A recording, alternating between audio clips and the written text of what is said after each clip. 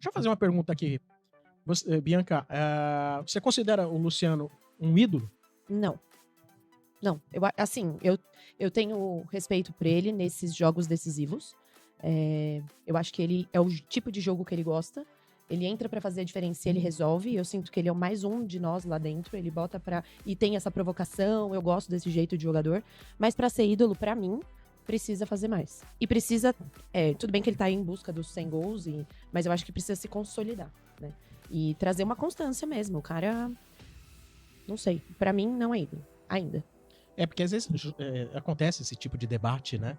E eu entendo que, por exemplo, pra garotada, o cara que mais tem chance de virar ídolo é o Luciano. Pô, tem gente que tava chamando o Dorival de pai Dorival.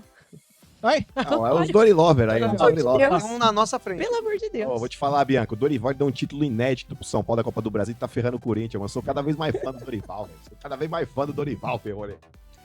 Então, essa história do Luciano, o Luciano, pra mim, é um jogador que cada vez mais está conquistando essa faixa de torcida mais jovem do São Paulo, que é uma faixa que não viu tantos craques em campo dentro do time.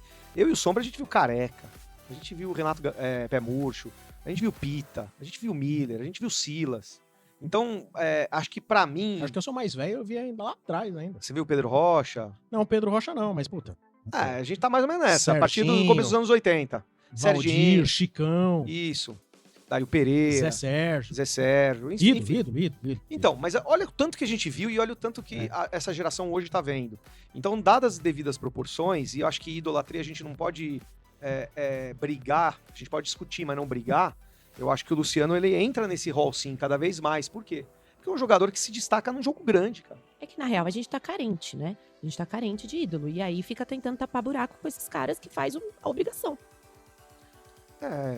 É que o Luciano, olha só, olha essa foto. Olha a foto do Luciano lá em Itaquera, entendeu? É muito forte isso, entendeu? Isso aí dá uma... e ele é um... ídolo pra mim, não é o jogador que é o mais craque, mais habilidoso. Concordo. É o que tem mais identificação mesmo. Porque o próprio Lugano não era craque. Sim. Não era craque. E pra mim é ídolo. E é ídolo, Pra muita gente, o Rodrigo Nestor é ídolo. Putz. Não vou discutir isso. Putz, Porque o Perrone quase tatuou o Rodrigo Nestor aí, o Perrone. Não, mas eu não vou falar para Não, mas assim, uma pessoa de 15, 16 anos que ele não é compreensível. ídolo. Isso eu Não vejo é. pelas crianças. Pergunta pras crianças quem que elas gostam de ver jogando bola. Quem? É isso. O primeiro ponto é o Neymar. Primeira coisa é o Neymar. E aí depois... você dá aula pra criança ou pra velho? Pô, O Benjamin só os Button. 80 mais? Os Benjamin Button lá na escola. Mas é uma carência mesmo. Eles ficam vendo aí quem faz gol e é o ídolo deles. A criançada tem muito isso, né? E às vezes nem importa o time, mas o cara tá com uma exposição tal que acaba virando, né? E é o hype também, né? É a chuteira autografada pelo cara, é a camisa que lançou. Ó, o Alex Toledo mandou uma mensagem direto pra Bianca. Bianca, se o Luciano ganhar uma Liberta, vira ídolo? Pra mim, sim. O que você acha disso? Pô, aí...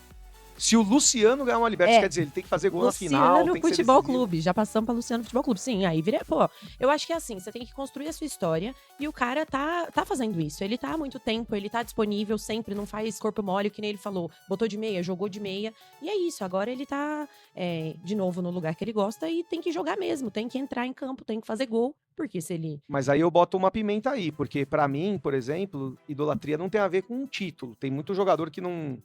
que passou, não ganhou tanta coisa expressiva quanto outros, mas que pode ser mais ídolo.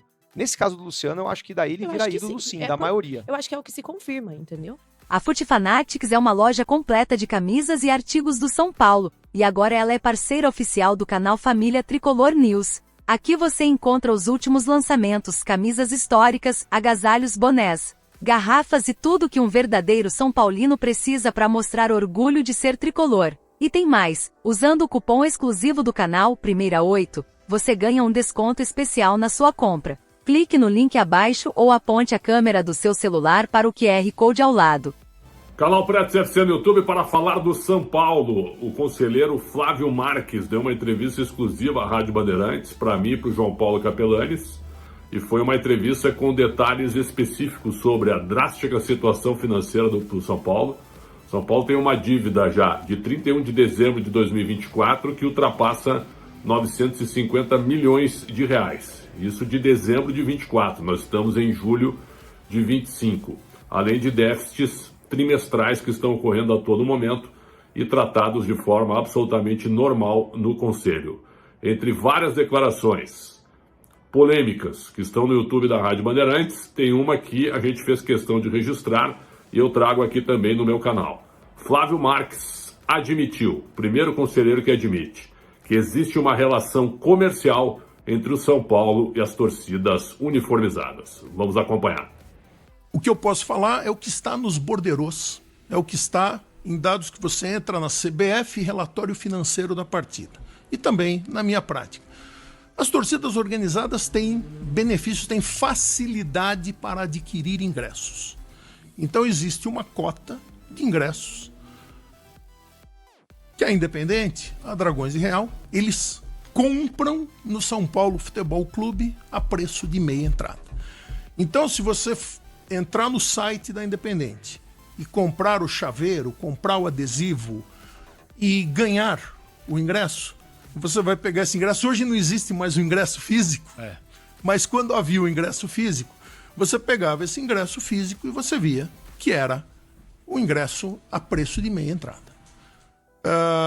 O valor do chaveiro, do boné, da caneca, do porta-crachá, variava. Às vezes o ágio, havia um pequeno ágio, às vezes esse ágio é maior, questão de mercado.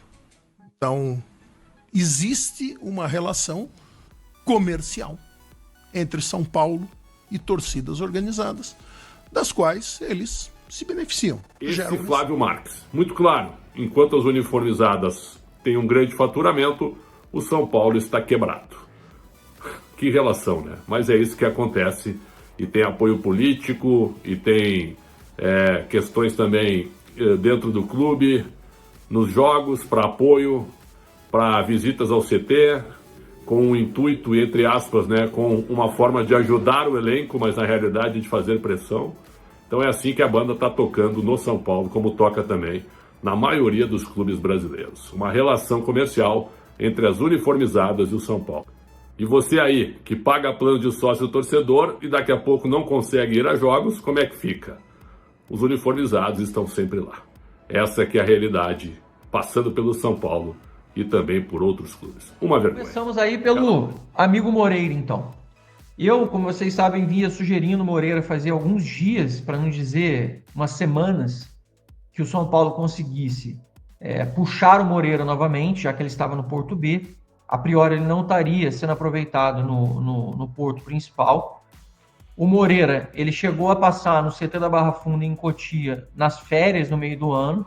Ele pareceu estar muito bem. Inclusive, ele é tratado pelo Dr. Howen, que cuida de hoje dos jogadores do São Paulo, tanto de Cotia quanto dos profissionais do São Paulo.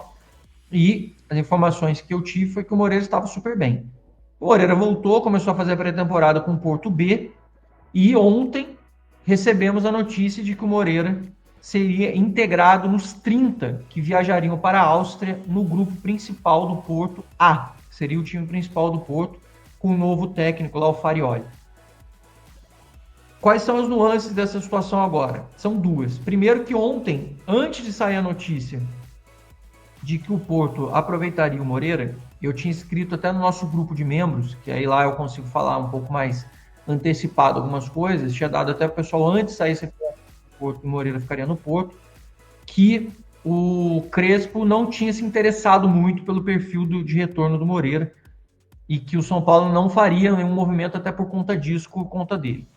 Aí o Moreira teve essa notícia de ser chamado pelo Porto, então muito provavelmente com esse empréstimo até o final do ano, a tendência é que se o Moreira conseguisse estabilizar no Porto, ele seja comprado sim pelo Porto no final do ano. Valor, 2,5 milhões de euros por 50% dos direitos do Moreira, lateral direito do São Paulo. A negociação para mim foi uma cagada, foi um erro. Eu não vou dizer que foi o contrário. Para mim foi um erro ter feito isso. Não importa que o Zubeldia odiasse o Moreira. O Zubeldia tinha uma pininha, uma birra absurda com o Moreira. Mas o São Paulo aceitou, acabou fazendo essa negociação e vai ser uma das negociações que eu vou me arrepender, porque eu acho que o Moreira é bom jogador, é a minha opinião. Sei que tem gente que não acha, mas eu acho que o William Gomes, outra perda também significativa, absurda. O William Gomes, para mim, deita no futebol brasileiro. Só pode ter feito esforço e ter vendido outro jogador. Então, assim, o Moreira está lá e não tem chance de vir para o São Paulo mais. Vamos pular aqui para o próximo tópico, vou ticando aqui as informações. Falar sobre o Mike agora. O Mike, que tinha se machucado logo quando o Crespo chegou, ele estava na recuperação dele e ele conseguiu voltar antes, né? É um menino de 20 anos, super dedicado, sabe que a posição da lateral direita é uma carência extrema do time, sabe que ele tem muito mais potencial do que o Cedric para jogar no setor, ele pode fazer volante, pode fazer lateral direito, e na minha opinião, depois que o Mike começar a pegar confiança e entrar no time do São Paulo, o Mike vai ser uma grata surpresa, vai ser realmente um reforço, na minha opinião, para a continuidade desse ano aí. Beleza? Então tá aí o Mike, que voltou a treinar ontem com o pessoal, e o São Paulo ainda tá aí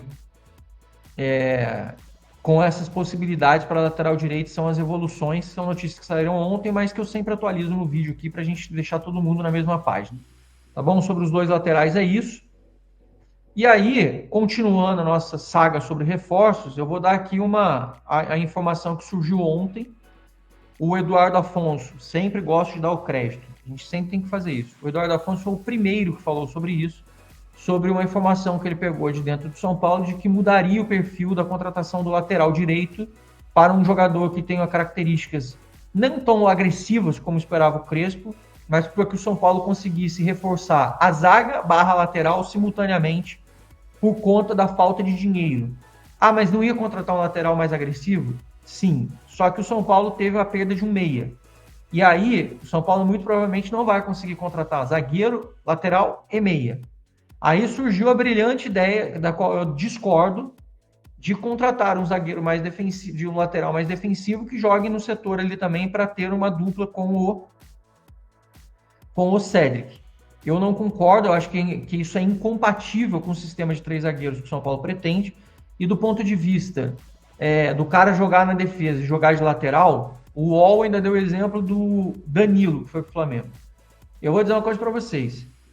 Se fosse, por exemplo, o Flamengo, a gente para contratar o Danilo, eu não acho que o Danilo joga nem bem de zagueiro, nem bem de lateral. Ele já foi bom lateral e para mim hoje ele não faz nenhuma coisa nem outra muito bem.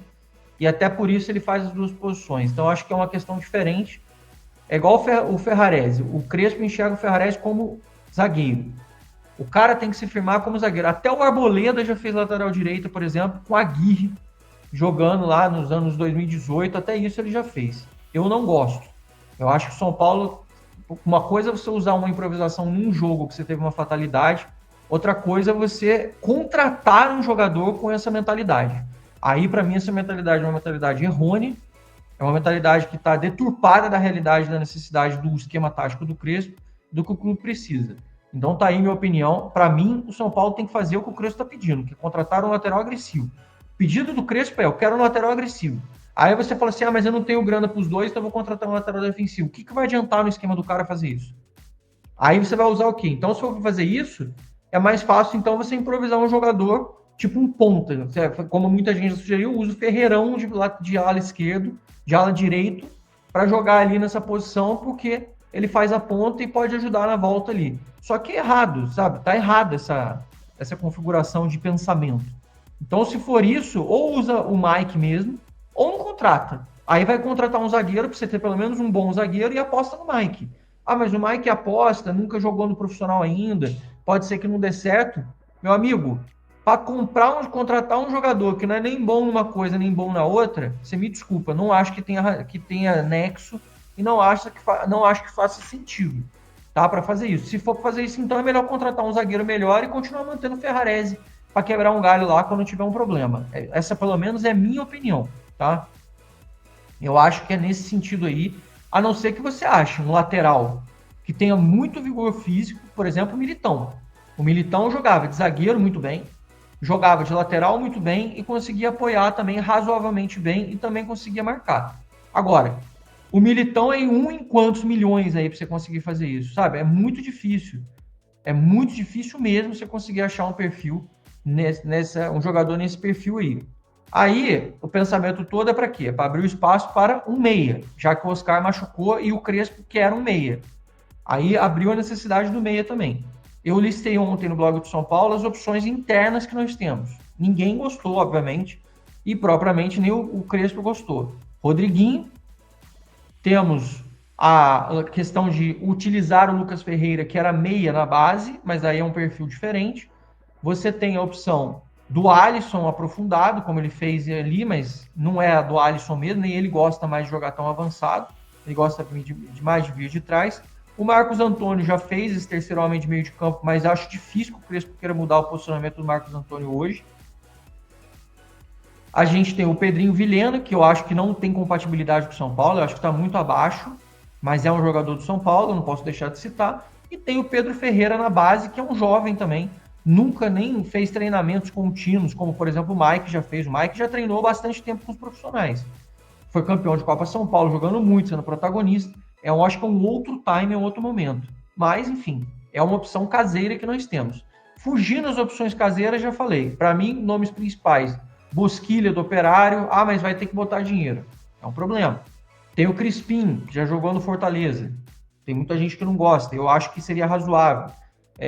Muita gente está pedindo Rojas, Matias Rojas, paraguaio, que está no River Plate e que foi do Corinthians. Cara, ele saiu do Racing capengando. Ele foi pro Corinthians, não foi bem. Foi pro Inter Miami, não se firmou. Foi pro River, não se firmou. Nós estamos falando de 4 times num período de, sei lá, 2 anos que o cara não tá indo bem. Eu juro que eu não queria entender. Aí contrata o Rojas, vai começar aquela porradaria em cima de todo mundo para falar por que contratou o cara se faz 2 anos que o cara não vai bem? Por que contratou o cara se o cara não tem um fluxo, se o cara não tem uma rotina de jogos, se o cara não consegue ter uma frequência de partidas? Aí, cara, a gente vai criticar a diretoria por fazer isso. Mas eu vejo as pessoas insistindo. Eu, particularmente, acho que o Rojas, tecnicamente, é muito bom. Muito bom. Tem lá a história dele ter vestido a camisa do São Paulo quando era criança. Blá, blá, blá, um monte de coisa. Repito, tecnicamente ele é muito bom. Mas ele não consegue jogar. É um cara que não consegue ter frequência de partida. Ele não mantém intensidade de jogo. É um cara que está destoando daquilo que o Crespo está falando nas coletivas dele. Como é que você vai botar um cara que não corre, que não marca, que não tem intensidade física, se você acabou de dizer que você quer essas coisas? Eu estou falando minha opinião, respeito todo mundo, mas aqui a gente faz as opiniões e opina mesmo, e a gente bate papo. Eu não acho que o Rojas seja jogador para este São Paulo do Crespo. Não acho que tenha compatibilidade nenhuma para isso, tá? Só para vocês saberem aí. Garro era uma boa, tá, mas o Garro tá super valorizado no Corinthians e não tem a menor chance dele vir. Não tem a menor chance dele vir nem por dinheiro e nem porque ele já jogou as competições pelo Corinthians também. Não daria para ele jogar nada, que o máximo que ele jogaria no São Paulo era Libertadores, meu amigo Leandro. O Guilherme Alves, Julian Palácio, muito bom jogador. Também Dodô, que era da Ponte, está no Vila Nova. O Julian Palácio é um cara que eu sempre falo aqui. É um cara que eu tenho informação que o jogador, já publiquei no blog do São Paulo, faria questão de jogar no São Paulo. Agora, os caras têm que querer, né? O Crespo tem que querer, a diretoria do São Paulo tem que querer, o problema é isso. A Erika falando muito bem, chega a experiência do Rames Rodrigues, parecido, uma situação parecida, do Rames também fazendo sobre isso. O Rojas joga hoje 3 e já machuca, diz o Gabriel Biscoito. O Marcos VN, Rojas seria um Rames Rodrigues sem grife. O Guilherme falando aqui do Dodô, que era da Ponte, está no Vila Nova. Também seria uma aposta, né? O Rojas seria o Martim Benítez 2.0. Mas o próprio Benítez também oscilou muito no São Paulo e machucou muito tempo também. Zanca, tua sugestão sobre o Bosquilha chegou na diretoria há muito tempo. Eles próprios têm lá mapeado também, porque ele fez um grande ano. A questão é conseguir tirar ele do Operário, né? O Operário também quer dinheiro hoje. São Paulo.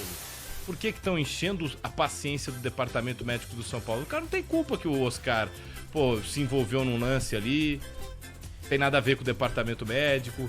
Alguma novidade do Lucas? Isso importa. É verdade. O São Paulo hoje divulgou que o Lucas realizou atividades à parte. Então não deve retornar para os próximos jogos. Assim, conversando internamente, ô Martelo, inclusive hoje eu estive em Cotia. Opa. Cara, vou falar um negócio pra vocês. Dá vontade de passar as férias em Cotia. É legal, né? Cara, é muito bonito. Mas em Cotia a cidade ou em Cotia? Não, o CT. Okay. Parece um hotel fazenda. Mas a cidade é legal. É legal, hein? A gente podia montar um mini zoológico lá, né? É muito legal Cotia, cara. E assim, em estrutura, é melhor do que o CT da Barra Funda do São Parece Paulo. Um resort, né? Parece um resort, é muito bonito. Estive lá. Inclusive, daqui a pouco fica o convite. Fiz uma entrevista com o Douglas Schwarzman, que é o diretor adjunto da base do São Paulo, uma figura polêmica da política do tricolor paulista, de várias gestões, hoje cuida da base, conversei com ele, tratei de assuntos importantes, já a entrevista nos Donos da Bola. Sobre o DM do São Paulo, cara, é uma mistura, né, porque o São Paulo dá azar nos últimos tempos em algumas situações. Eu acho que do Oscar, não é que é culpa do Oscar, mas por ser um clássico, acho que ele foi com muita vontade num lance que não precisava, e aí ele caiu todo estranho, né? Ele tá culpando a vítima, cara? Tô sim. Então... Tô sim. Sim, é exatamente isso. Não, Mas porque acho que o cara não for eu falei isso aqui clássico, ontem. ele vai voltar de Então, quando? eu falei isso aqui ontem. O excesso de vontade que o São Paulo entrou no clássico talvez tenha vitimado o Oscar, entendeu? É um lance que talvez você não precisava disputar daquele jeito a bola, mas eu não tô culpando a vítima, apesar de estar. Entendi o que você tá falando. E você entendeu? Apesar dos poréns e entretanto, você acha que ele poderia ter feito uma leitura e falar, pô, sou os caras aqui... Pô, você disputa aquela bola ali, muito isso, é muito pra mostrar brio, entendeu? Entendi. E aí você cai de um jeito ali meio estranho. Mas é verdade que o DM de São Paulo está em xeque, mas essa situação do Lucas, muita gente comenta que é mais um receio do jogador do que o São Paulo. Hoje é o Lucas que tá segurando as rédeas pra retornar, entendeu? Entendi. Parece mais até uma questão psicológica do Lucas. Bom, pra voltar de lesão, isso é falado entre atletas, né? Às vezes o cara fica com um pouco de medo de voltar, dependendo da lesão. Que ele tem o medo do quê? Ou ele não confia, às vezes, um movimento, né, independente do...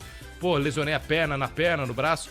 Ou ele tem o medo de, cara, eu ainda não tô confiante, se eu entrar e me lesionar, né, de novo, vai ser pior. Agora, o São Paulo teve esse, né, respiro com a vitória contra o Corinthians, mas claro que o torcedor São Paulino, que a gente quer ver também, quem gosta de futebol, é ver Lucas em campo, retornando com a camisa do São Paulo. Estamos de volta, hein, minha gente? Estamos de volta falando sobre o São Paulo.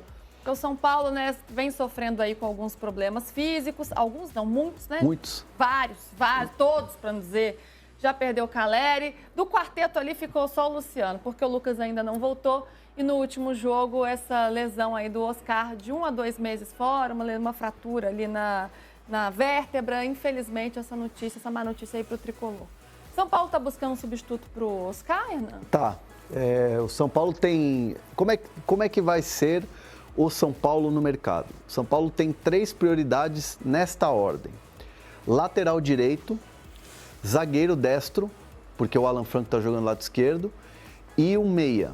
Esse meia que o São Paulo quer é um jogador assim, tipo um camisa 8, que chegue na área, pise na área, faça gol. É um meia, assim, volante meia. É um jogador assim mais com essas características, assim, né? Então, nessa ordem. E tem um detalhe importante que o Mike, que é da base, lateral direito, voltou a treinar, que ele se recuperou de lesão. E o Crespo vai analisar a semana de treinos do garoto. Como é que ele se desenvolve nos treinamentos e tal. Se o Crespo falar, eu quero esse garoto comigo aqui, ele faz parte do time, aí o São Paulo vai esfriar essa procura por lateral direito e aí vai focar em zagueiro e no meia. E é tudo contratação assim, sem dinheiro, com jogador emprestado, fim de contrato, empréstimo com opção de compra. Então vai ser esse o modelo de negociação do São Paulo nessa janela. Então com essas 3 prioridades para o time do São Paulo. E detalhe, né? O São Paulo já tem mapeado alguns nomes para lateral direita, só que ainda não abriu negociações com ninguém. O Advíncula foi um pedido do Crespo, mas aí esbarrou na questão dos valores, porque o Boca queria vender. Outros nomes, por exemplo, como João Lucas, que é um jogador que já foi Santos, né? Cuiabá, enfim. O João Lucas é um jogador que ofereceram para o São Paulo, mas São Paulo não empolgou. Não é um jogador que faz parte ali dos planos do São Paulo para essa lateral direita. O Bustos, que é do River Plate, é outro também que o São Paulo não está conversando. Então, alguns nomes ali que vão surgindo, o São Paulo vai analisando e tal, mas ainda não abriu negociação com ninguém. E seria um lateral com características mais ofensivas, pensando que o Crespo utiliza o sistema com 3 zagueiros e talvez você ter alas, né, que cheguem mais à frente seja mais interessante para esse sistema de jogo? Mais ofensivo e com força física, né? É um jogador que tem essa recomposição rápida, né? Aí é a intensidade, vigor físico, mas um jogador que chegue rápido à frente, jogador que sirva muito o ataque, muito em função dessa questão dos 3 zagueiros e você ter mais velocidade. O Mike me parece ser esse jogador ideal, porque o Mike é o curioso caso do jogador que começa numa posição e depois vai para frente, né? Ele era camisa 5, volante, na base, no começo, né, da trajetória dele. E aí depois ele... Como o Mike do Palmeiras também, e aí né? depois ele virou ponta. E virou ponta. E aí ele vira ponta, praticamente um lateral ofensivo. Vamos ver, é uma possibilidade. Eu gostaria muito de ver o Mike em campo, mas é muito jovem ainda, mas é um jogador que, pelas partidas que eu vi de Copinha e da base do São Paulo, Copa do Brasil Sub-20, eu achei um jogador muito interessante. Mas, claro, tem adaptação, não dá para jogar a responsabilidade nas costas de um jovem e tal, mas eu gostaria muito de ver o Mike. Eu acho que o grande problema do São Paulo hoje, agora, para a sequência do brasileiro, pode ser solução, mas o problema é que o São Paulo tinha um time montado, confiando em Lucas, Oscar e Caleri. E agora não tem nem Lucas, nem Oscar, nem Caleri. Do quarteto ficou só o Luciano, né? Só o Luciano, que era o cara que a gente discutia se ia jogar ou se não ia jogar. Não, não, era sempre o sacrificado, né? Se tiver que sair um, era ele. Tem uma situação com o Luciano que é assim, o Luciano, ele é camisa 10 e ele é um jogador que jogou muito, né, por exemplo, com o Zubeldia, vindo de trás, armando meio que o time, né? O Crespo, que é um cara da posição, que é um cara que conhece muito bem ali o atacante e conhece evidentemente o Luciano, escala o Luciano mais à frente, para ele ser o finalizador. Ele pode até dar passe, claro, ele é esse cara que... Ele deu um passe no jogo contra o Bragantino, que ele deixa o Enzo Dias praticamente na cara do gol. Ele pode fazer isso, ele tem essa característica, mas o Crespo quer o Luciano como atacante, como cara ali perto da área fazendo gols, sendo letal. A mobilidade do Luciano, ele não é um jogador intenso de mobilidade, aquele cara que vai e corre, está em todo lugar do campo. Então, ele entende que é um jogador muito importante, mas para fazer a função de atacante. Isso é uma condição do Crespo para utilizar mais o Luciano. E que é a posição que ele gosta mais também, né? Que ele se sente mais confortável também. Não como um centroavante, mas o segundo atacante ali, né? Com essa, cara vindo de trás, mobilidade assim. de poder vir de trás e finalizar, é uma posição que ele gosta. E nessas últimas partidas tem dado certo, né? Fazendo gols, dando assistências. O São Paulo renovou o fôlego no último final de semana ao vencer o Majestoso e somar 3 pontos importantíssimos no Campeonato Brasileiro. O tricolor paulista agora é o 14º colocado na tabela de classificação com 16 pontos, 2 de vantagem para o Z4. Em recuperação, o time comandado por Hernan Crespo se preparou durante a semana para o confronto de hoje à noite contra o Juventude no Alfredo Jaconi em Caxias do Sul. Sem Oscar, que se machucou na vitória sobre o Corinthians, o comandante do São Paulo ganhou um novo problema para os próximos jogos. O meio-campista se juntou a Lucas, Luiz Gustavo, Rian Francisco e Caleri no departamento médico. A boa notícia para o treinador é que os pendurados Rafael, Alan Franco, Sabino, Arboleda, Ferraresi, Pablo Maia, Bobadilla e Ferreira continuam à disposição. Diante da nova lesão de Oscar, Hernan Crespo vai ter de mexer no time inicial do São Paulo. O treinador tem opções no elenco e pode dar uma chance a Alisson ou a outro meio-campista. Se o técnico mexer na estrutura, Ferreira ou Dineno podem começar jogando em Caxias do Sul. A provável escalação do São Paulo para a partida de hoje à noite será: Rafael, Ferraresi, Arboleda, Alan Franco, Cédric, Bobadilla, Marcos Antônio, Enzo Dias, Luciano, Ferreira e André Silva. E aí, torcedor, deixe nos comentários o seu palpite para o jogo de hoje à noite do Tricolor. O meu é 3-1 para o São Paulo. E para você que ficou até aqui, clique no link abaixo e adquira o e-book mais completo da história gloriosa do maior clube do futebol brasileiro e conheça absolutamente tudo sobre o seu time do coração.